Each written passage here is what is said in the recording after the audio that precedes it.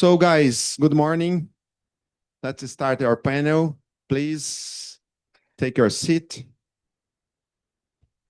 Welcome everyone. My name is Fabio De Boni. I will moderate this panel. Very exciting to be here, to starting our second week in the COP. It's like an Ironman, but we'll get there. I would like to invite Maya, our Director for the Americas for the Alliance Biodiversity and CGIAR, to open remarks. Please, Maya, thanks. Good morning, everyone. Thank you, Fabio. It's a second week and it's great to be here. I just arrived yesterday, so just still getting to know this place, but it's a great pleasure for me to welcome some of the key partners and some other colleagues sitting here to welcome to this second start of the second week. And as Fabio mentioned, my name is Maya Rajashekaran, and I'm based in Colombia. And this has been the third time for me in Brazil this year. And today we are going to be talking about the three most important F's in this discussion, usually on the food, forest, and finance. And particularly finance has been kind of predominantly a key discussion space in this COP. And looking at many different sessions, you actually see that the finance part is getting discussed in a different angle through different entry points. That is becoming a key theme for the discussion. So from the Alliance of Biodiversity CGIAR point of view, we were kind of looking at what's the role of forest in terms of food security, nutrition, and livelihoods, and really how really can you have a very good community engagement to really get the outcomes we need. And then also science is becoming such a key enabler for investment opportunities, as public sector and private sector is increasingly looking at risk management. So we are really looking into, with our science, providing some of the key enablers to make sure that we can actually be a catalyzer for some of these investments that are coming in, and also to bring more investment into the financing gap. I mean, you look at numbers, you see many different numbers, but the truth is that there are billions of dollars missing in the financing gap to really implement the agenda. And also in terms of bringing this forest, food, and the finance together in an integrated framework. So here's a key opportunity for us to really think about the three key aspects, forest, food, and finance, into more of an integrated framework with the right enabling policies. And if we can actually do that, the COP benefits are going to be absolutely massive. But if we don't miss that opportunity, there's going to be, we would still won't be able to make some of the climate commitments, and also the livelihoods and the food security opportunities countries are looking to see and countries are looking to make progress. So I would keep my remarks very brief. So I'm really looking forward for a super energizing discussion here. And I was already excited to see some of the key partners that I have heard many times. And so it's really nice to see putting face behind those emails and the names and the partner organizations. So with that, thank you so much. And I'm really looking forward for a great discussion. Thank you, Maya. Very appreciate. So I would like to invite our colleagues to our panel. Sorry. I will start with Kiko. Kiko is the CEO of Ação da Cidadania. Please, Kiko. Thanks for staying with us here. I would like to invite Sara Sampaio, the CEO of Café Pui. It's our investee of ABF Fund. Feel free to. Thanks, Sara. And I would like to invite Maria Laura, Investment Manager of Impact Earth. Please, thanks. I would like to invite Augusto Correia, Executive Director of PPA. Augusto. And finally, I would like to invite Bernardo Caldas, Research Leader of Alliance Biodiversity and CGIAR in Brazil. A huge colleague. So guys, the idea is to take a conversation in an informal way. No presentations, no PowerPoints. Great. The idea is to take 3 rounds. The first one is introductions, briefly, name, position, small bullet points about your organizations, and after 2 rounds of questions related to each initiative aspects that we will point out during this conversation. So I would like to start with Kiko. Kiko, please introduce yourselves Welcome. Thank you very much, Fabio. It's a pleasure to be here with so distinguished guests also on the panel. My name is Rodrigo, but no, I'm known as Kiko. I'm CEO of the largest Brazilian NGO on food security called Ação da Cidadania, Citizenship Action. We work all over Brazil, so we have already 32 years of existence, an organization that feeds the country. So only during COVID, we fed more than 15 million Brazilians, and in the last 5 years, more than 50 million Brazilians received food from Ação da Cidadania throughout the country.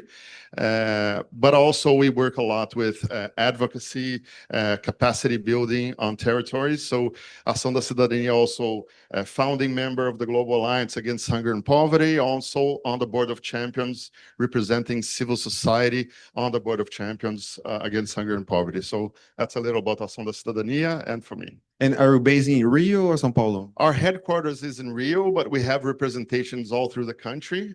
We're building in Belém what we call our food hub. It's a food bank, a kitchen, a solidarity kitchen, an agroecological garden, and also a school for teaching making meals and with a cultural heritage, looking at sustainability, etc. So Amazing. we're implementing 5 of them. We have one in Rio, but we're implementing 5 of them throughout the country. Each of them feeds around 1 million people. So we're going to have until the end of the next year around 5 of these, feeding around 5 million people only with these. But we have also a network of 3,000 organizations throughout the country that we support them feeding, sending food and with capacity building. So if we sum up these, we're talking about tens of millions of people that are fed throughout our network and throughout our own systems. Thank you, Kiko. You can pass and Augusto. Thank Please. you, Fabio. Thank you, audience, for being here this very interesting morning. I'd like to compliment my colleagues. I'm Augusto Correa. I'm the Executive Director of the PPA. The PPA is the acronym for Partnership Platform for the Amazon. We work to convene the private sector to work to promote and to foster the sustainable development in the Amazon. We have ongoing work in 4 different territories in the Amazon. And the idea is to promote this sustainable development on 3 main pillars, which is biodiversity conservation, life quality improvement, and also territorial governance, which is the most important pillar to us. The idea of the PPA is to convene different actors towards the same objective, which is the sustainable development. Today, we have invested more than $10 million over those territories. We are aiming to do much more in the coming years. Thank you, Augusto. Please, Maria Laura. Hello all, my name is Maria Laura. I'm based in Belém, although I am from São Paulo, and I work for Impact Earth. Impact Earth is an advisory firm that manages the Amazon Biodiversity Fund. So the Amazon Biodiversity Fund is a 250 million reais fund. We are a mezzanine fund. It means we are working between debt and equity, and we had already invested in 6 projects and 5 businesses here in the region. Café Apuí is one of them, so you can see that we are not lying about what we are doing.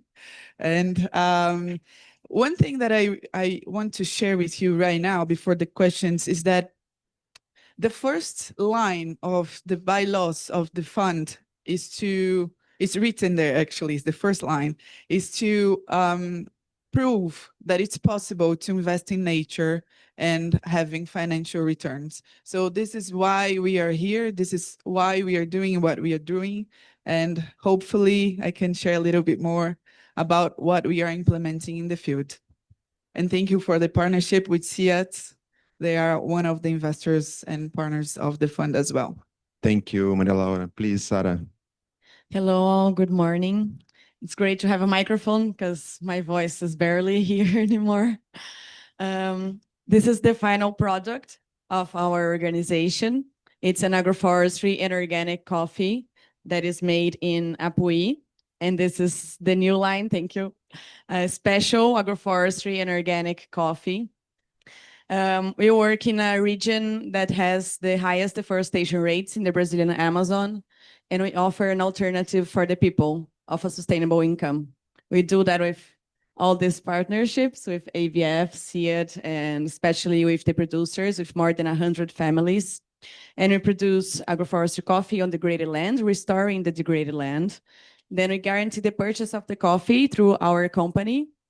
And we have a carbon credits project, a RED Plus, to conserve the forest in partnership with the producers. So we do a payment for environmental services for them to keep their forest standing. And that's how we aim to change the deforestation, the highest deforestation rates in the Amazon to the highest agroforestry, coffee, and conserving forest in the Amazon. Thank you, Sarah. Bernardo, please. So hello, my name is Bernardo Caldas. I work for Alliance Biodiversity and CIAD. And since 2017, we have been working with some of these institutions here with two main goals. The first one is to foster the private sector engagement to seek solutions for real problems in the region. So in that sense, we have the PPA. We supported PPA at the beginning, and also the Amazon Biodiversity Fund as a first investor. And we have other pillar, which is more connected with our DNA, I would say. So it's not just about to finding solutions and funding for those projects, but we want to provide transparency, accountability, and so on. So we have been developing some frameworks, Terra Bio and also Terra Social, each one focusing on specific aspects, but to guarantee that the resources are being applied in a transparent way, and that we can have some accountability. So that's pretty much what we have been doing. Thank you, Bernardo. For Kiko, please. And Kiko, you mentioned that the Ação da Cidadania is running with another organizations a campaign called the Forest for Good, or for Food, sorry. For good also. Tell us a little bit about this campaign, please. Sure. We started this campaign in the end of the last year, actually, talking with other organizations like Global Citizen, like SDG2 Advocacy Hub, Oxfam Brazil. There are a lot of organizations that joined already this campaign. And the motto of the campaign is, without forest, there's no water. Without water, there's no food. Without food, there's no future. So this, what we see on this campaign and what's the main focus of the campaign is trying to bring a look on the importance of treating food systems as also a very important part on our view of climate change. So we can't talk today about climate change without looking at food systems, looking at the impact of all the supply chain on food, right? So when we're talking about climate change, we must remember that more than 30% of what we have on methane and also production of gases for the climate change comes from food production. So it's almost as the production of food is like one of the main villains of it, but also when we look at climate change, they're one of the first victims of it. So they're also the villain and the victim. And of course, when we look at it, we see that who is the most affected by climate change and food production decrease is the poor people. So this is one of the first main aspects that we wanted to bring to COP. And I think we were very successful, not only as our campaign, but with a lot of other actors to try to bring to COP30 the discussion of food systems and climate change. So there's a sixth pillar on this now. There wasn't, like a year ago, there wasn't this sixth pillar discussing food systems and climate change. So that was a very good change on this COP. So we can see a lot of discussions around it. So here we are discussing food as one of the important themes. Also, the second thing is that we want that investment and climate change investments look at the people that protect the forest. So if there are forests standing, there are people protecting them.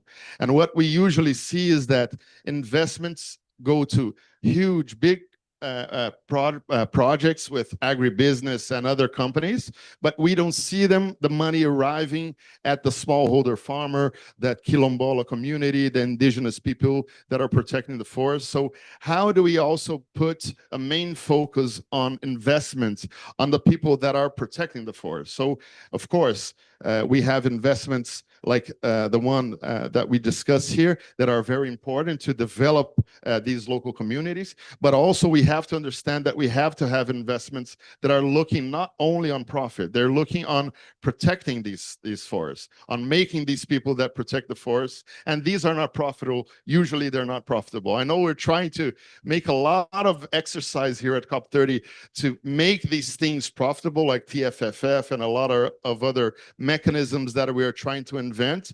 But we have to understand that there are some investments that are needed, that have to be made so the forests keep up and we protect the people that live in them, and that have protected these forests for centuries. And we have been trying to destroy it. So we have to recognize them, we have to invest in them and support them on keeping the forest up. And that's one of the main goals. Also, just to wrap up this question, we are looking specifically on climate change as a people-centered look. So we have to understand that if there are forests standing, but people die of hunger and poverty, we're not doing the right thing. So we have to understand how can we manage making climate justice really just for everybody. And that's something that we've been looking a lot, talking to indigenous people, talking to our organizations. How can we support them to help people understand climate change, but also understand that people live from the forest. People survive working and taking things from the forest so they can survive and selling them and making their livelihoods on that, and sustainable for centuries. So how do we understand that we need to preserve the forest so that food is produced in a correct way, and also that people don't die from hunger on the south of the country while we're deforesting the Amazon? So that's a big look on what Forest for Food is. The website is forestforfood.org. We already have more than 60,000 signatures, summing up with global citizen signatures. We're for sure going more than 100,000 signatures, and we're going to deliver this letter on the following days to the Brazilian government and also COP30 leaders. Thank you, Kiko. Pass to Sarah, please. Sarah, and you are a CEO of Café Apuí. It's a small business, sustainable business in a complex region. And share with us some key factors to engage the smallholders in your business model, please.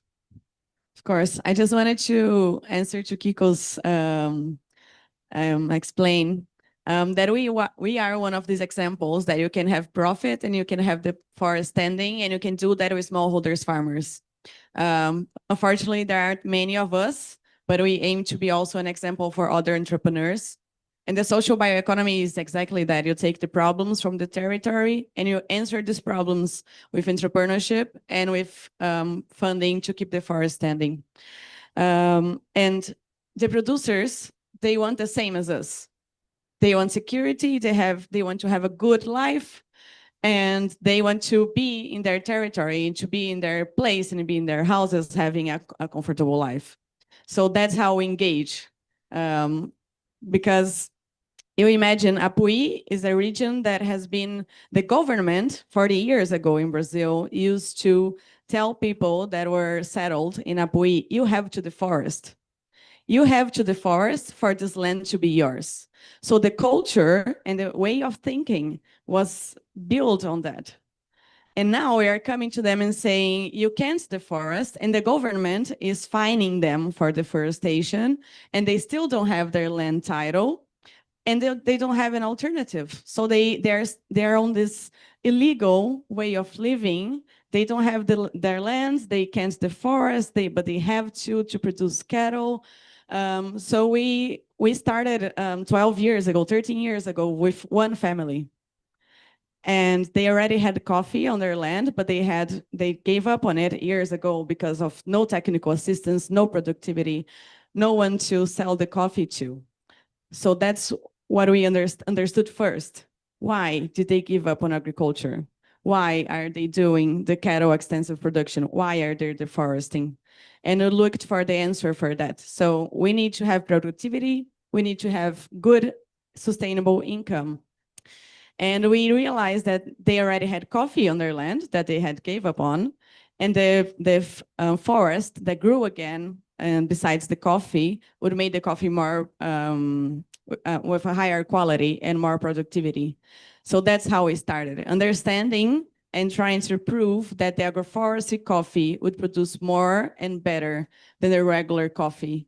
And in 1 hectare of agroforestry coffee, the producers can have more than 10 times income than with the extensive cattle production. So that's key, because they will produce the food in the middle of the system. So they will have pineapple, watermelon, potato that they for themselves and also to sell in the local community.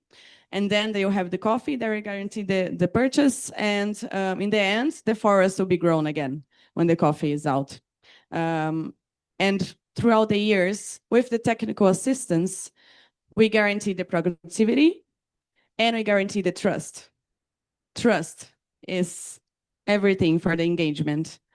And when you have someone coming from outside the territory, going there, trying to do a project, and then going out again, you don't have the trust.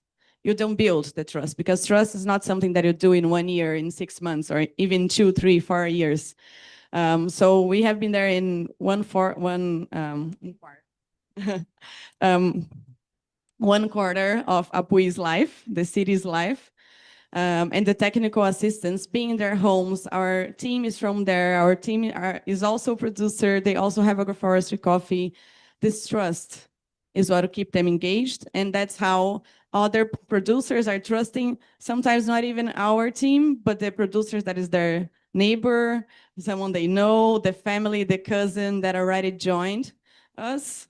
So that's why they're joining as well. Let me see if it's true what they're telling me, because they had a lot of lies being told in the history, a lot of mistrusting, and building them that again is very hard, but we can do that. Yeah.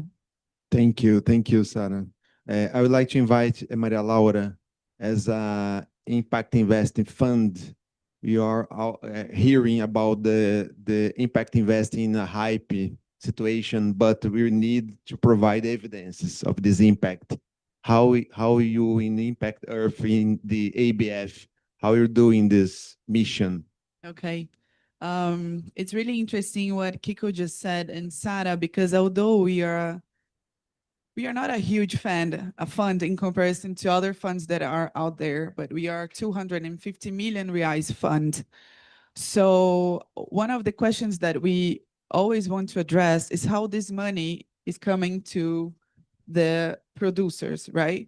So what is important to mention to you in first place is that ABF is an impact fund, which means that we do have a theory of change embedded in the fund strategy. And this strategy is linked to indicators.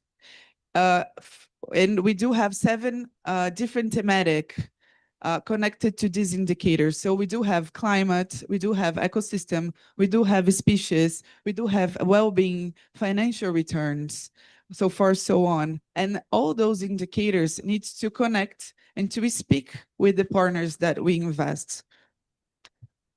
So we do, of course, measure these indicators through time, quarterly basis, but we do need technology, right, to measure this as well. And TerraBio is one of the technologies that helps us to measure the climate pieces of our fund. But what is interesting to bring to the table, and what I really want to discuss even more and more, is that we are building precedent, we are building track records what Café Apuí is doing is something new in comparison to other coffee producers. So technology comes to serve the systems, this sector, these areas, and we need to have just two things happening at the same time. So it's very challenging having technologies that is serving a system that is still being built.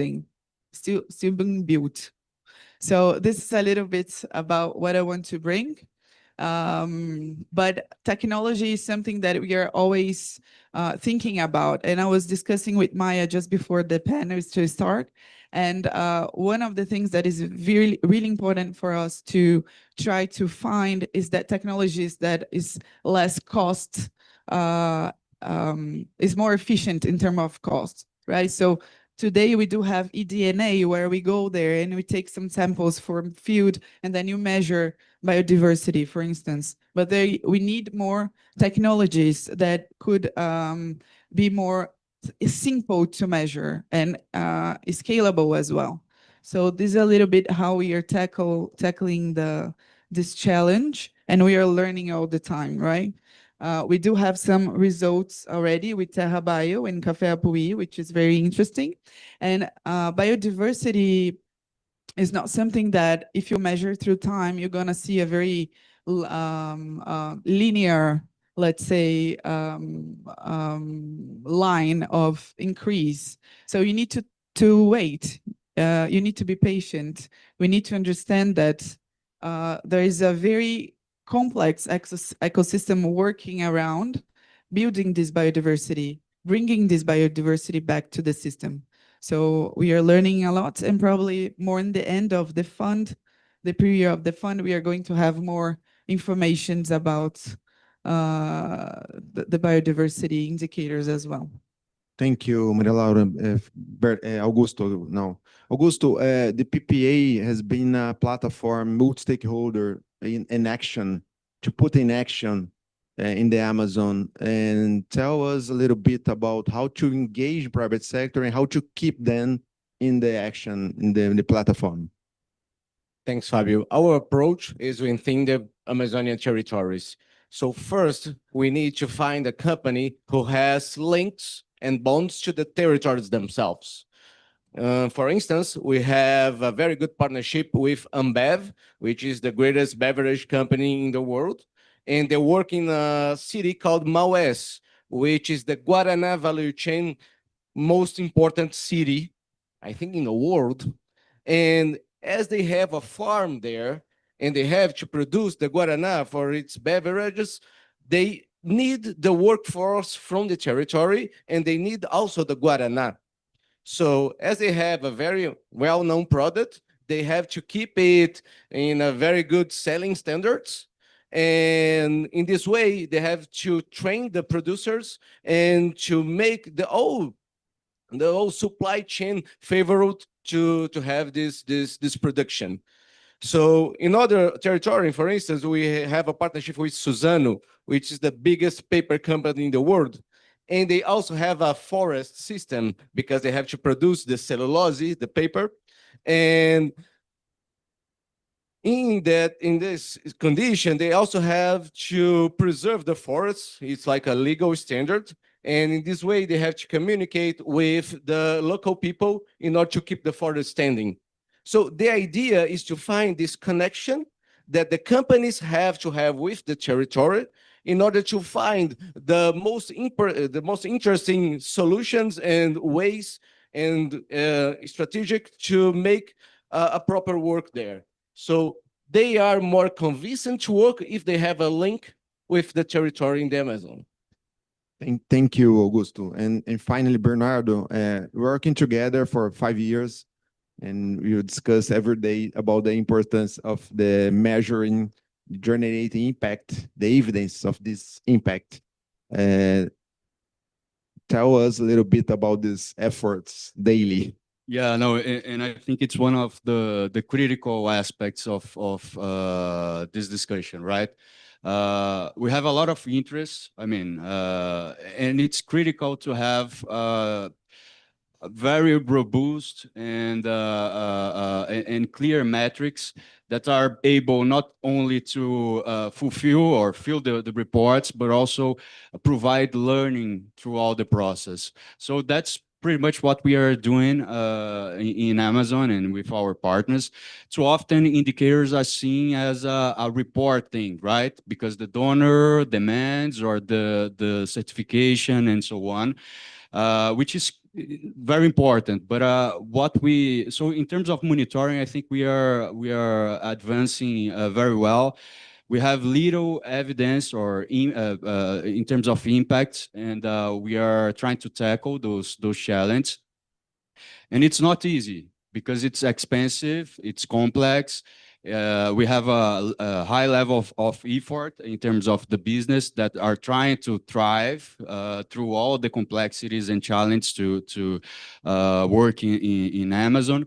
And in CIAT, what we are trying to do is to merge good science with a high understanding in terms of what is the theory of change and the local realities. Because at the end, we need to provide data information for the donors, but we also have a huge opportunity to generate lessons learned, right? To look what we are doing and improve, and we can do that through robust indicators. So CIAT has this role in this ecosystem because we are not, we are interesting. We want that the things going well, but we also want to understand the triggers, the challenge, and provide that to the ecosystem so we can improve the operations and also the risking, providing accountability and etc. Because we have a lot of interest in this table, so it's critical. And again, very often it's something secondary. Okay, I need to provide and etc. So we are trying to work close with business as Café Apuí, to understand how to be more useful for them, also for investors, and keeping the bar high in terms of quality and so on. So that's our main role. Thank you, Bernardo. And pass the ball to Kiko now, please. And Kiko, you mentioned before about the relevance of funding. I would like to hear for you, from Ação da Cidadania, how to bring funding for the community-based solutions. Perfect. I was talking to Maria before, and looking at the main problem that we have is risk, right? So when we're looking on investing on smallholder farmers, on communities, what the investors always look at is, what's my risk? So it's a high risk. I'm going to put my money there, and who's going to guarantee my returns? Especially in Brazil, we have a huge interest rates today in Brazil. So putting your money in the bank is the most easy way to get rich today. I think Brazil is the rich haven for getting money without doing nothing. So why is an investor going to move his money to something that he doesn't believe it, he doesn't know it, and he thinks it's really risky? So unfortunately, we don't have people that understand what's happening on smallholder farmers, on their development. That's an amazing investment. We have a huge example in Brazil with a financial institution called Gaia, Fundo Gaia, that's run by João Pacífico, an amazing guy in Brazil. And he's doing what he got one of the leading smallholder farmer organizations in Brazil called MST. I think everybody knows MST. And he's building the finance strategy for these smallholder farmers. What he's doing is he's building low interest rates, investments, financing for these smallholder farmers, but getting the money from people like me and you, not getting from big banks. Just as an example, he just launched last week, won a 5 million launch for getting money, and in less than 12 hours, it was completed by individuals, not by banks, companies, etc. That's his 8th turn. So he already did that 8 times, and he's one of the major investors of MST, smallholder farmers solutions for financing for them. So that type of people, I mean, you have people that I still have hope. Fortunately, there's people like João Pacífico that look at investment as something important for the world. And there are people, individuals that understand and trust that this investment is going to have a return. He has done that for like 3 or 4 years already with zero problems on the paying back for the investors. So things like that, blended finance solutions must understand that we have to bring in partners that are going to have a look on de-risking the investment for the investor. Unfortunately, it would be amazing if the investor would look at it and say, look, they put money on startups and lose money on startups every day, millions and billions of dollars, but they look on investing on smallholder farmers or small solutions like Café Puí and etc. They say, oh my God, I'm afraid of not having my money back. So we have to change that mentality. But while that doesn't come, that future that I hope it comes someday, we have to arrange de-risking types of investment to go together with these funds and say, look, you can invest and I'm going to guarantee you with BNDES or strategic money from the governments, guarantee funds from the governments, things like that. So also, I think that we have to have a look on centering this investment, especially these ones like João Pacífico is doing, on indigenous people, on local communities.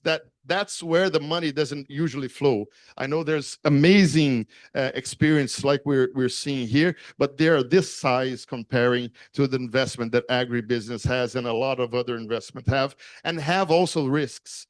But we have to understand that we have to grow these investments and make this more natural for people to understand that it is profitable, it has low risk also, and creating mechanisms that are going to make it less risky for people.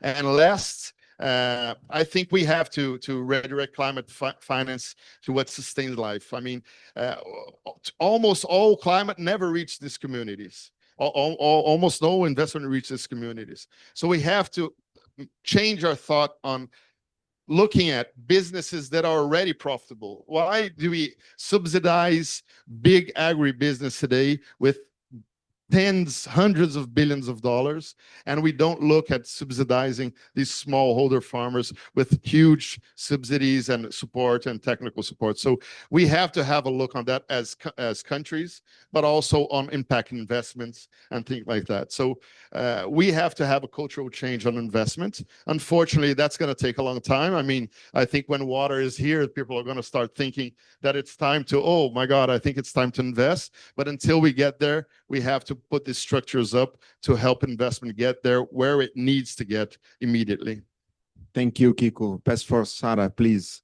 And Sarah, how can companies like Café Puí working in the Amazon ensure not only to avoid deforestation, but to promote regeneration in the region, please?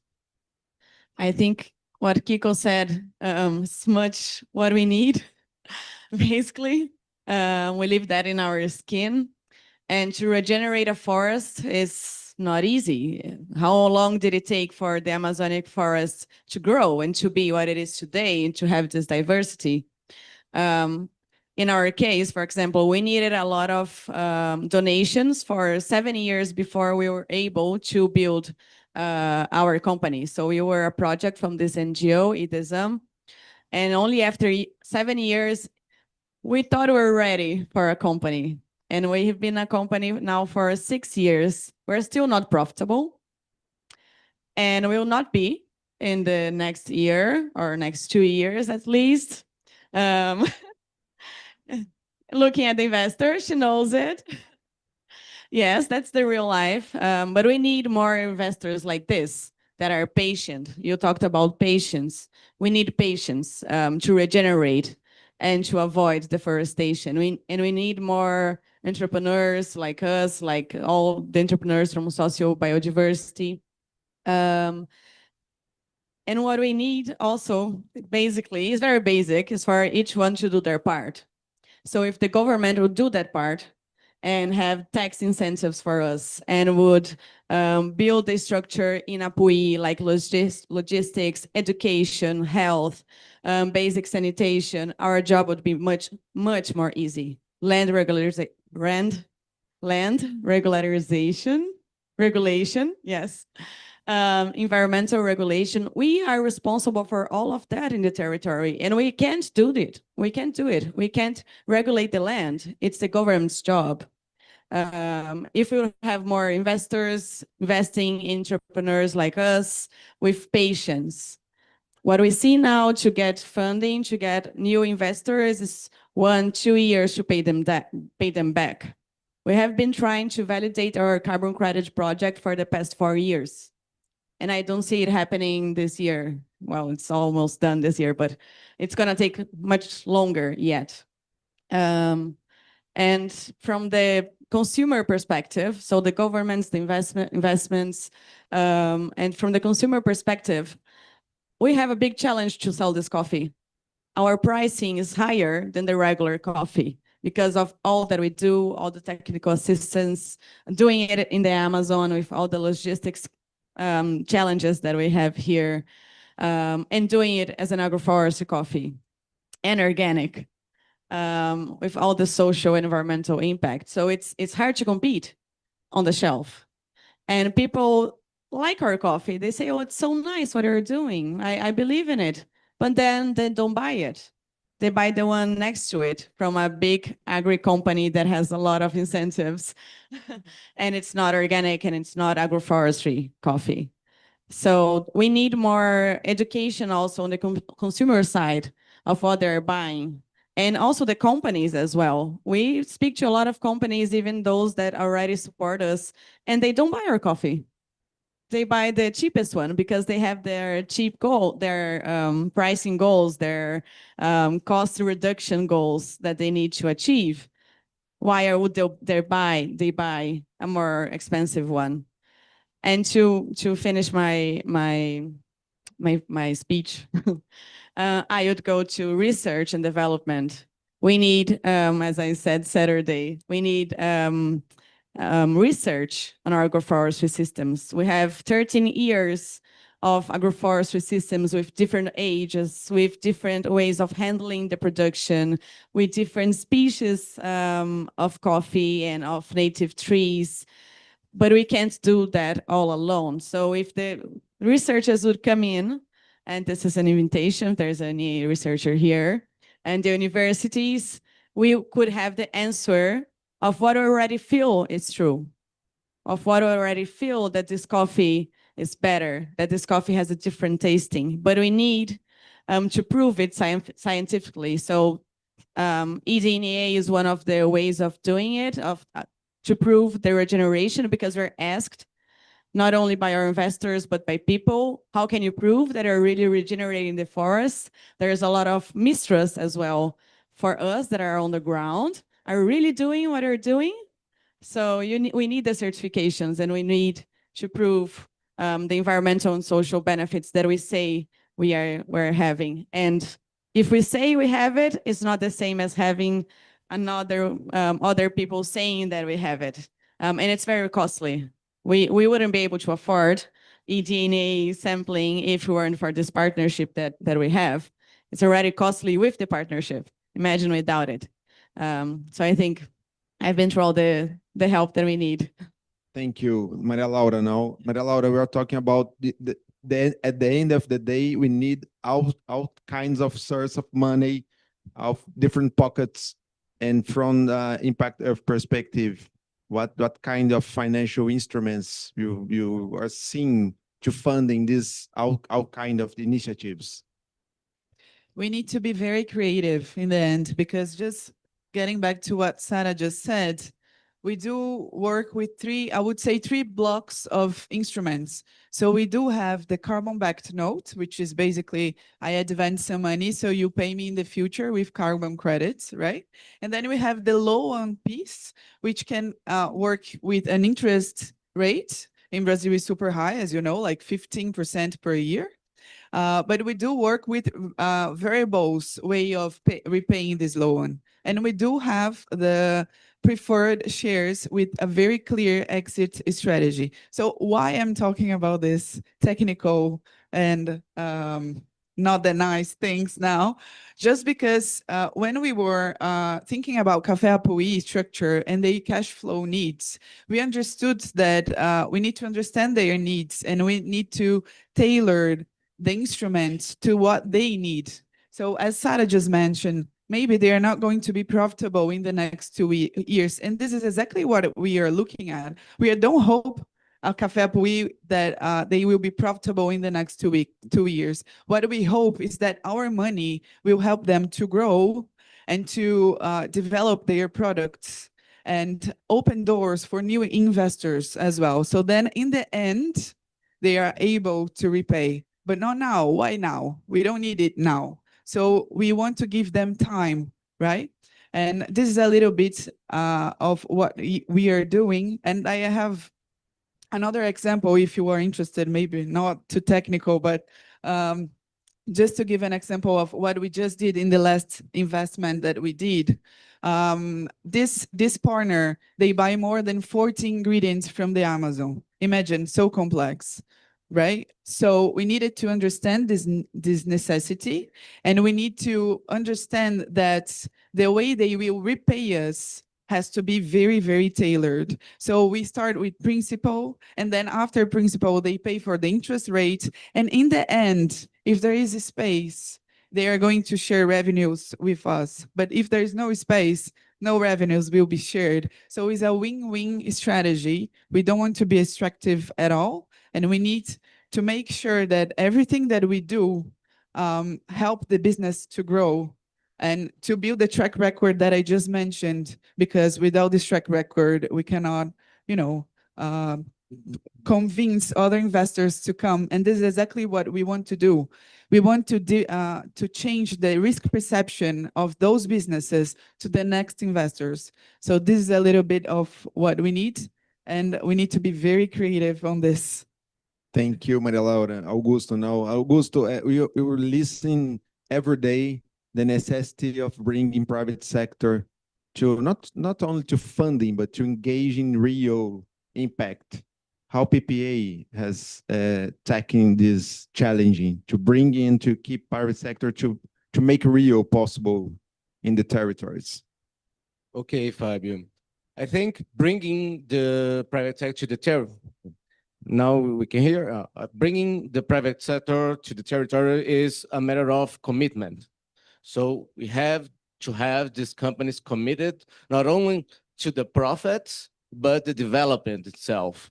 And to generate this commitment, we have to see other benefits that this work can bring to the companies in terms of marketing, in terms of having a good relationship with their neighbors, and in terms to bring more profit in other ways.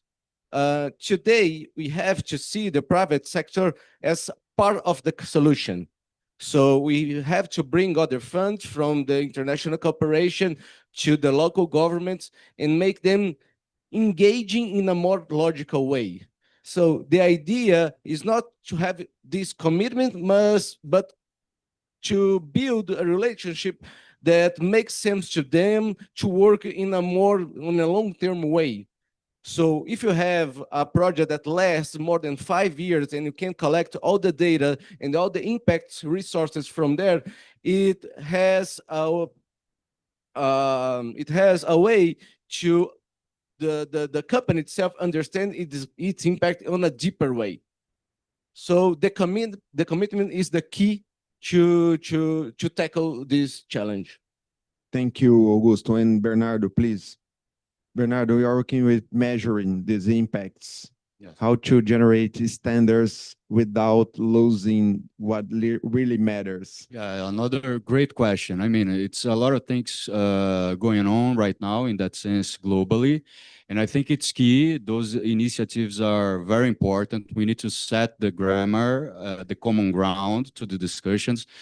But there is no simple answer for complex issues. So what we are trying to do in the case of Terra Bio and also Terra Sócio is to save some room to capture the local realities. I mean, we align those indicators with global standards, and we have a lot of initiatives in that sense, but we also include indicators that can capture the complexity and support the interpretation of those more straightforward indicators, because those are key. I mean, we need to compare different investments, different companies, so we need to do that. But especially in regions as such as Amazon, it's impossible to just have simple indicators and tell the entire story.